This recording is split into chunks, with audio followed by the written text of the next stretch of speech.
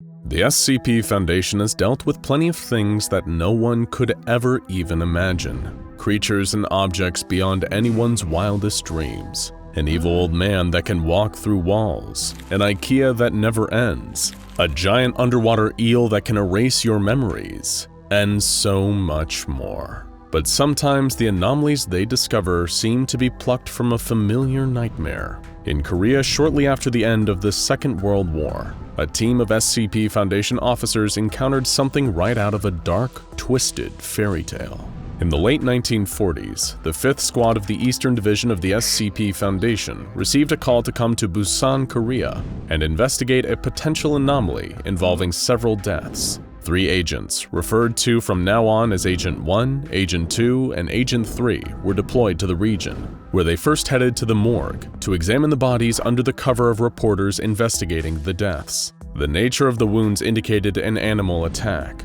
An eyewitness account from an old woman who saw a fox-like creature eating one of her cows supported this hypothesis. Of course, the agents knew differently. Sure, it was something like an animal, but this culprit was no animal they had ever encountered. The 3 recounted stories of fox spirits, villainous tricksters, capable of changing their shape and oppressing all kinds of havoc on those unfortunate souls they targeted. While sweeping the area, the agents encountered a beautiful young woman sitting under a waterfall, combing her hair. She was dressed in a light robe, and her feet were bare. This, they noticed, gave her away. Instead of having human feet, she had paws covered in reddish fur. The agents assumed that this creature was inexperienced, unable to properly conceal herself. They believed they had the upper hand on her. They would soon see the error of their ways. The woman greeted the 3 men and invited them to have dinner at her nearby cottage. Believing themselves to be relatively safe, armed as they were, and with 3 people against one delicate, if inhuman woman,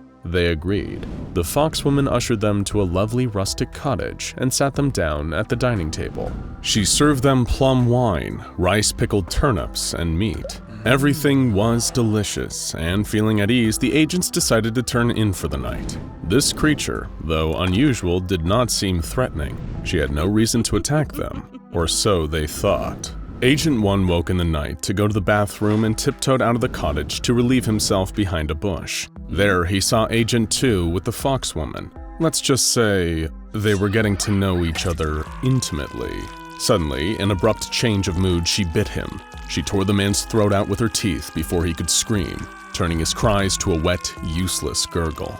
Then she took her hand and plunged it into his belly, shredding the flesh with razor-sharp claws. He thrashed and tried to fight her off, but she shoved him to the ground and tore his stomach open, rooting around inside for something. When she found it, she stopped and gleefully tore out his liver. As the first agent looked on in horror, she lifted his colleague's liver and swallowed it whole in one single gulp. Not noticing her onlooker, she continued her vile work, peeling her victim's skin like an orange. The agent who witnessed the whole thing regained his ability to move, adrenaline flooding his veins, and ran back to the cottage in search of his remaining teammate. Agent 1 shook Agent 3 awake, babbling incoherently as he tried to explain what was going on, and the fact that they needed to leave, and they needed to leave now. To his shock, Agent 2 walked into the room, asking what all the noise was about. Agent 1 immediately noticed the man's glowing yellow eyes and made his next move without thinking. He pulled out his gun and fired. Agent 3 drew his weapon next, pointing it at 1 and yelling for him to put the weapon away. 1 tried to explain that this man was not their friend, but rather the fox in disguise, but he wouldn't listen. The fox grabbed 1, and 3 shot him in the upper arm. Agent 1 dropped to the ground, wailing in pain as the fox laughed in a high-pitched, devilish whine. Agent 1 scrambled away, crawling into the living room and slamming the rice paper screen door shut. There, laid out on the dining table, was another agent. They had seen this man at the base of the mountain only a few days ago, but now here he was, eyes wide and glassy, and skin flayed open. Then Agent 1 saw the remains of their dinner. In the bowls, there was the flesh of their fallen colleague. With it was not rice, but maggots crawling over the meat. Agent 1 was able to improvise a weapon, breaking off a portion of the wooden beam and stabbing the fox through the stomach as she lunged through the rice paper door.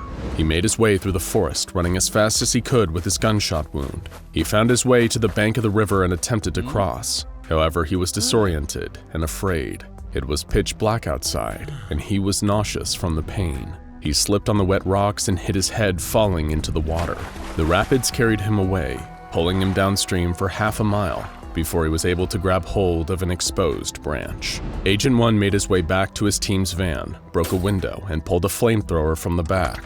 He recalled legends about similar fox-like creatures mentioning an aversion to fire, and so he prepared to fight her off with as much as he could get. Just as he readied the flamethrower for use, the foxwoman emerged from the tree line. What happened next is unknown, lost from the official record. However, after several days, a retrieval team tracked down Agent 1 and rescued him, capturing the foxwoman in the process. He was taken to the hospital, where he remained with a serious infection for several days before he was discharged. Initially, the Foundation planned to terminate the creature. However, Agent 1 vehemently opposed that decision. He insisted that they should keep her alive. He also recommended the containment methods used to imprison her be adjusted. The agent promised that she would not be held by the chosen methods, and that the result of her inevitable escape would be devastating. In his official interview, he had this to say on the subject. "Like I said, she's spiteful. Every little slight in her eye she saves up.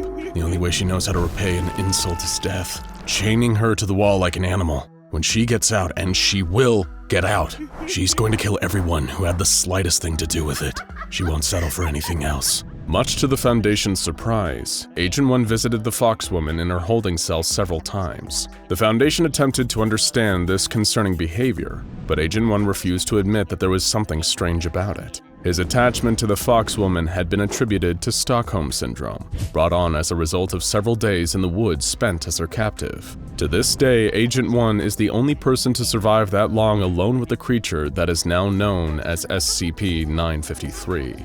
SCP-953 is a female red fox, weighing approximately 8 kilograms. Unlike an ordinary fox, her spine splits at the base into 9 different tails, previously referred to as a kitsune, the shape-shifting fox spirit of Japanese legend. It has since been discovered that she is actually a kumiho, a Korean fox spirit with similar qualities. SCP-953 is a polymorph, also known as a shapeshifter, though she retains some aspects of her fox-like appearance no matter what form she is in, including ears, paws, tails, eyes, and fur. Though she attempts to cover these revealing physical traits with clothes and hairstyling, she is unable to get rid of them entirely. In addition to her shapeshifting, 953 has potent psychic abilities, including the powers of suggestion and telepathy. She has used these abilities to wreak havoc on her victims, causing them to experience terrifying hallucinations, hurt themselves, and in one particularly horrific case, convincing a mother to kill, cook, and eat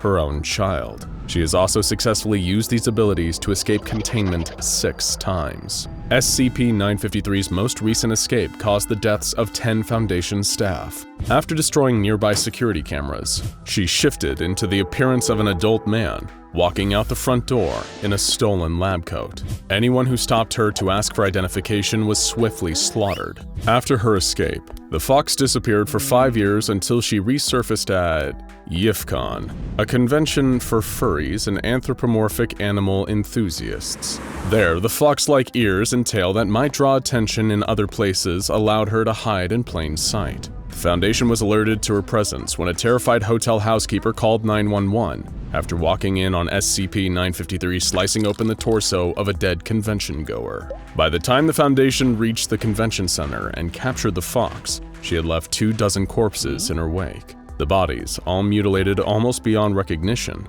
were found scattered throughout the hotel in various places, including stuffed into a mattress, hanging over a shower curtain rod, rolled up in a carpet, and strewn across a banquet table. The survivors were given Class A amnestics to wipe their memories and released from custody. The convention was cut short, with a dangerous gas leak as the cover story.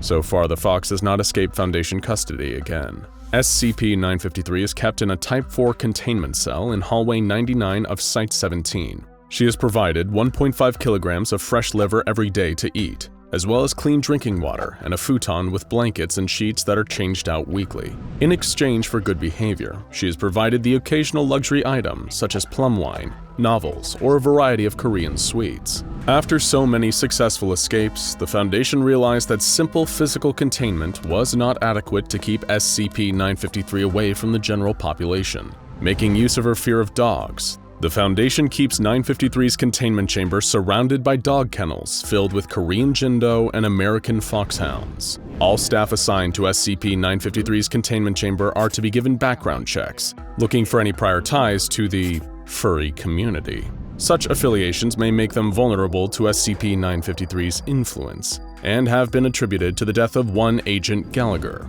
Because of her psychic abilities, no direct contact with 953 is allowed. All communication with the Fox must take place from a distance of 100 meters, and food, water, and other items are delivered to her via a robotic assistant. She must be considered armed and dangerous at all times, and can only be transported while accompanied by 6 members of armed personnel. There are folklore-based procedures in place for employees as well, providing specific instructions to staff assigned to SCP-953. No matter how odd or ridiculous these instructions may seem, the staff is to adhere to them and remember that what we may think of as classic fairy tales are often more like ancient special containment procedures. If versions of the Kumiho and the Kitsune exist, then who knows what other seemingly mythical creatures the SCP Foundation might encounter in the future? What other beasts are lurking on the edges of civilization, hiding in the shadows, or worse, hiding in plain sight, just under our noses? Best to brush up on your local folklore, just in case. And as always, be careful out there. Now go check out SCP-3663 Tunnel Monster and SCP-2430 Immortal Hitler Clone for more haunting anomalous humanoids.